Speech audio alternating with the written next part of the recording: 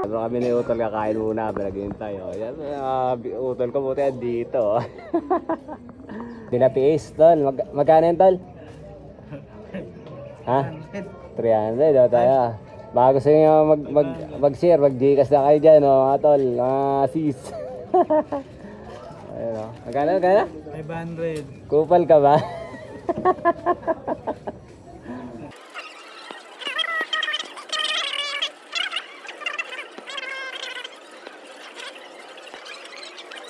Boss, na pangalan mo, boss? Iban, boss. Ha? Iban. Ivan.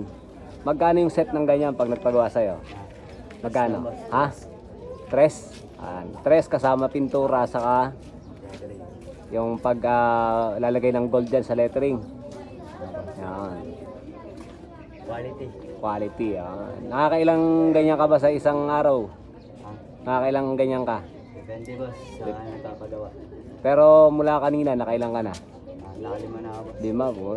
Kota na. Paminsan-minsan lang naman to eh, no? Oo. Yan. Taon na ako dito, boss.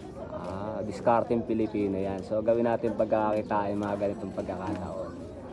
Sayang mga skill. Oo. Talaga. Pintura. Normally isang ganyan, mga ilang oras? Kalahating oras na. Kalahating oras. So possible yung 5 mo maging 15 pa yan, no? So siyempre sana maging 20 pa, no? Depende na boss sa ginagawa, boss. Kung matrabaho talaga. Oo. Pero at ayos yan. At least may pagkakakitaan tayo dyan. Yung puhunan mo dyan, di naman malaki, di ba? Magkano lang yan. So discard. Binabayaran dito, boss. Oo. Yun lang yan. Bali, kagaya ngayong panahon na to, yan, pintura, tsaka pag-lettering, in demand yan dito sa sementeryo. Si Boss Ivan. Sige, Boss Ivan, tuloy mo lang yan, ha? Alright.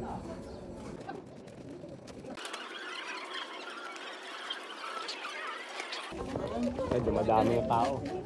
Ano? Madami nga.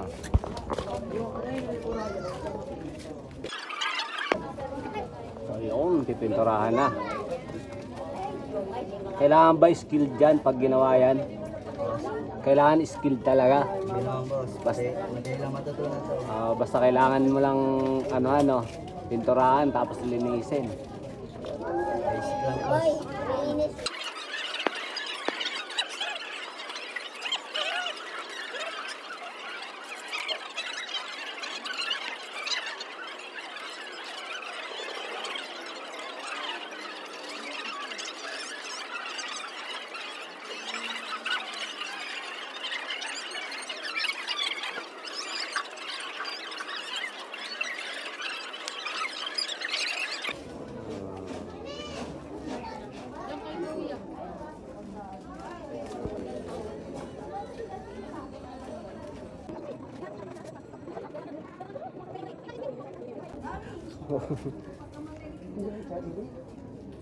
Dahil pera, oh.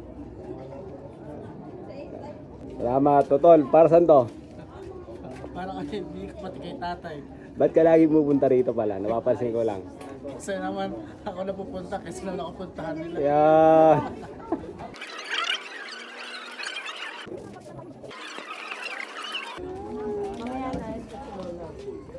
Ivan, maraming salamat.